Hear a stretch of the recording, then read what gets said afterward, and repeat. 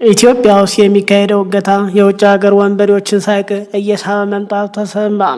እገታው መልክ ቀይሯል ተብሏል። ከአውራ ጎዳናዎች አልፎ አዲስ አበባ እምብርት ላይ የውጭ ሀገር ዜጎች ሳይቀር የሰዎችን የማገት ቢዝነስ ውስጥ መግባታቸውን ፖሊስ በይፋ ገልጿል። እንመለከተዋለን።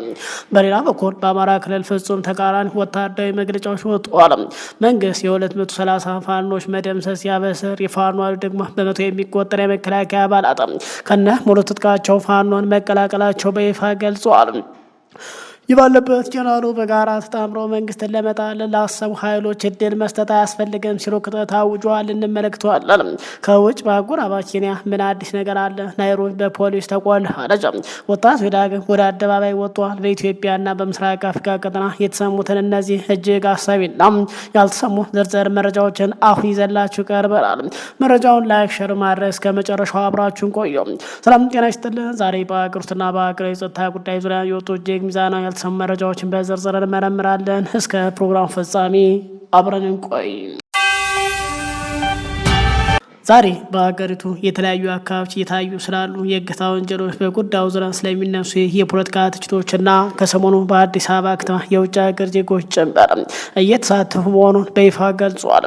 ባለፉት ጥቂት ዓመታት በኢትዮጵያ የተለያዩ አካባቢዎች በተለይ በአማራና በኦሮሚያ ክልሎች እንዲሁም የተለያዩ ከተሞች በሚያገናኙ ዋና ዋና መንገዶች ላይ የሚፈጸሙ የሰው እገታ ወንጀሎች ከጊዜ ወደ ጊዜ አሳሳቢ እየሆኑ መምጣታቸው የሰብአዊ መብት ተሟጋችና የዜና የመረጃ ምንጮች በተደጋጋሚ ሲገልጹ መቆየት ታቸው ይታወሳሉ።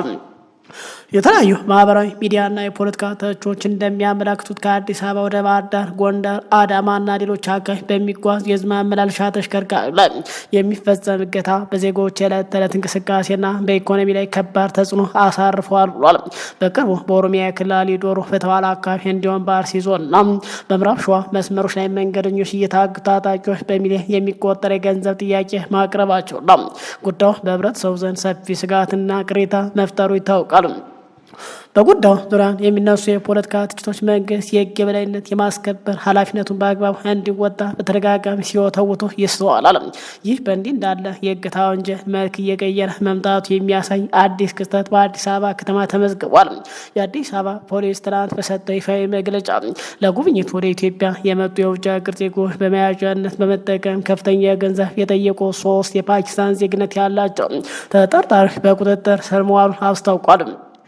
የአዲስ አበባ ፖሊስ ባወጣው መግለጫ መሰረት ህዝሻን ካሊድ፣ ፈርዝ መሐመድ እና መሐመድ ጃናይድ የተባሉ የፓኪስታን ዜግነት ያላቸው ተጠርጣሪዎች የወንጀል ድርጊት የፈጸሙ ሰኔ 4 እና ሰኔ 11 ቀን 2018 ዓ.ም በለሚ ኩራ ክፍለ ከተማ ወረዳ 9 ጎሮ አትሌቶች መንደር በተከራዩበት የመኖሪያ ቤት ውስጥ ነው ሲል ገልጿል።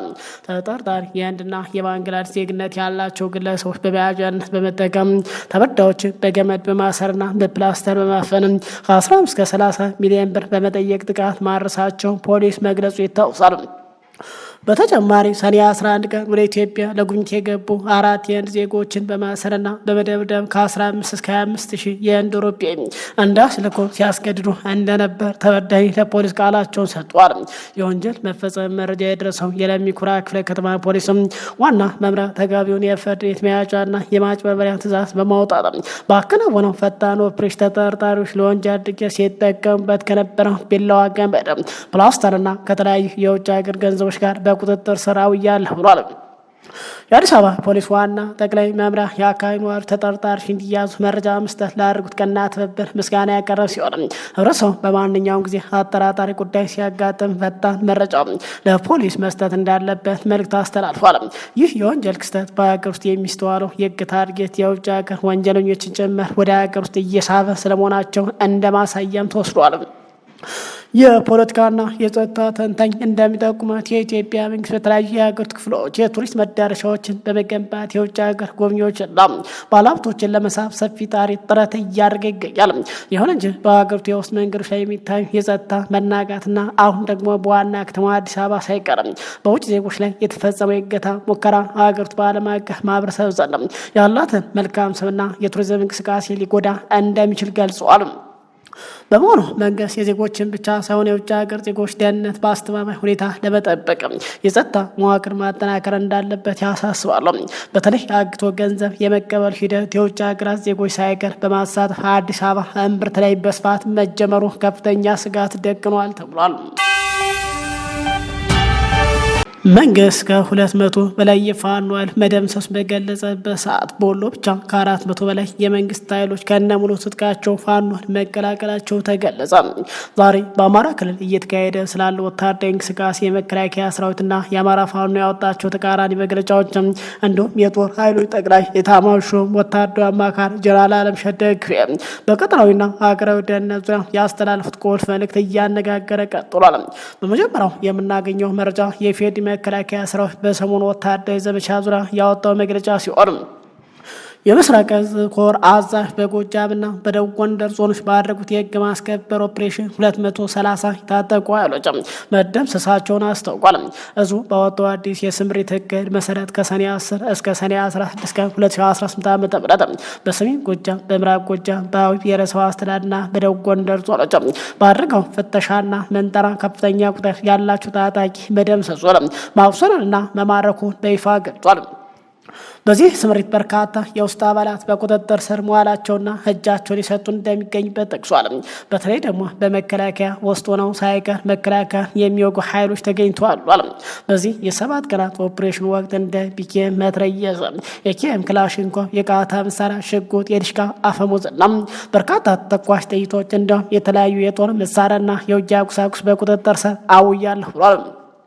የአካባቢ ማህበረሰብ መረጃ መስጠትና መንገድ ማሳይ ለሰራዊት ከፍተኛ ድጋፍ ማድረጉን የገለጸው የምስራቅ እዝ ኮር አዛዥ ብርጋዴር ጀነራል አዲሱ መሐመድ፣ ኮር አዛዥ ብርጋዴር ጀነራል መላኩ ገላላ፣ የኮር ምክትል አዛዥ ኮሎኔል ልጃለ ምትኮ እዙ የህግ ማስከበር ግዳጁን አጠናክሮ ይቀጥላል ብሏል። በሌላ በኩል በአማራ ፋኖ ብሔራዊ ንቅናቄ አፋባን ወሎ ቤተ አማራ ሚኒሊክ ሰላም የሚንቀሳቀስ ክፍሎች ባለፈው አንድ ወር ውስጥ ብቻ የተከናወነ ያሉትን ተቃራኒ የኦፕሬሽን የደህንነት ሪፖርት ይፋ አድርጓል። ከሰኔ 1 ቀን 2018 ዓ.ም ጀምሮ አጠቃላይ በተጠናቀቀው የዙ ሪፖርት መሰረት ባለፈው አንድ ወር ባልሞላ ውስጥ ከመንግስት የጸጥታ መዋቅር የኮበለሉ 304 የመከላከያ አባላት ጨምሮ በጠቅላላው 423 የሰው ኃይል እዙን የተቀላቀለ መሆኑን ተገልጿል።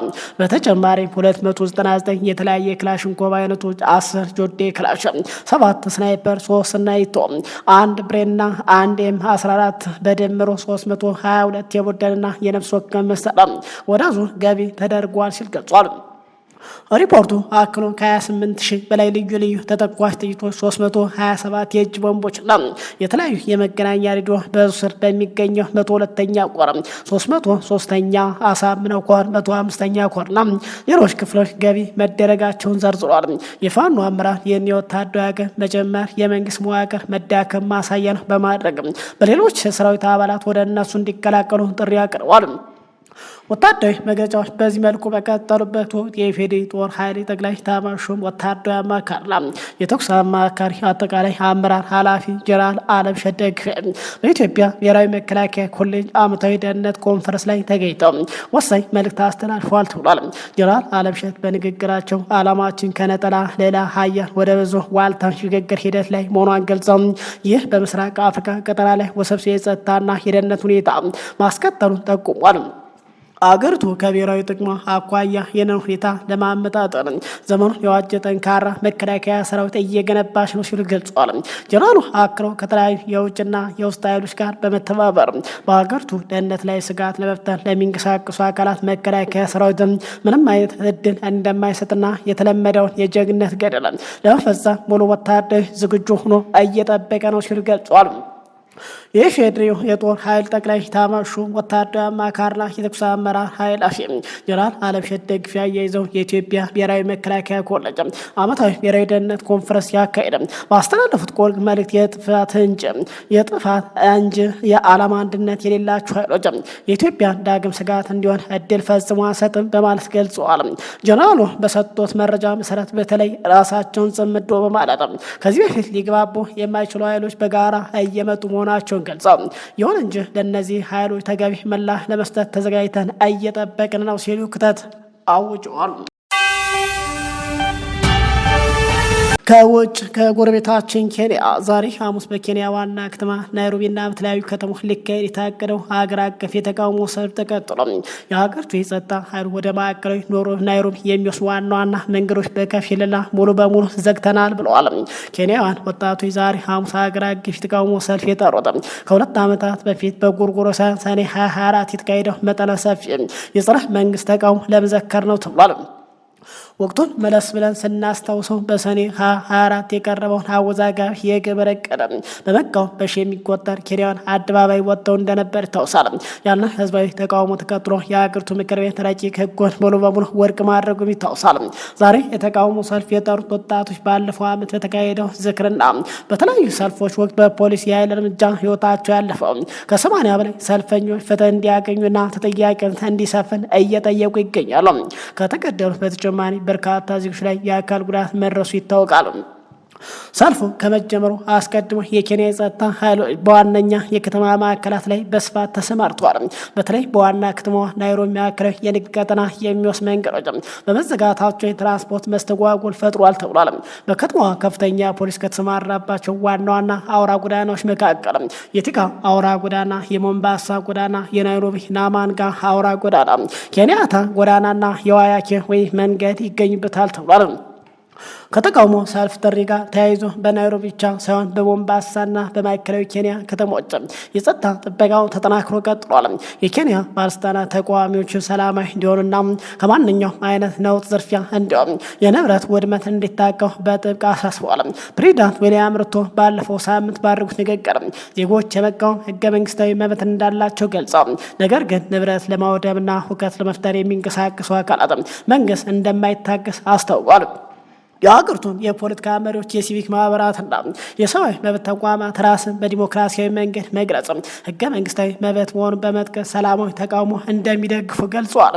በሌላ በኩል የፕሬዚዳንቱ የቀድሞ ምክትልና አሁን ላይ ቀንደኛ ተቻቸው ራጋቲ ጋቹጓ በተቃውሞ ሳቢያ ሁከት ሊነሳ ስለሚችል ጀን ዚ በተባለው የትውልድ ዘመን ውስጥ የሚካተቱ ወጣቶች ከአውራ ጎዳናዎች እንዲርቁ አሳስበዋል። ፖለቲከኞች አክለው ኬንያን ተቃውሟቸው በሰላማዊ መንገድ ማሳየት የሚችሉበት ሌላው አማራጭ ከቤት አለመውጣት መሆኑን ገልጸዋል።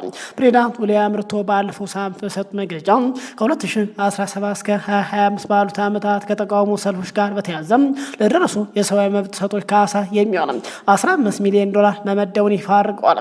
ይህ ገንዘብ በግጭቶች ለተጎዱ 2000 ለሚጠጉ ዜጎች የሚሰጥ መሆኑን የገለጹት ፕሬዚዳንቱ ካሳው የነፍስ ዋጋ አይደለም፣ ቁስንና ማጣትንም ሙሉ በሙሉ አይተካም ሲሉ ገልጿል።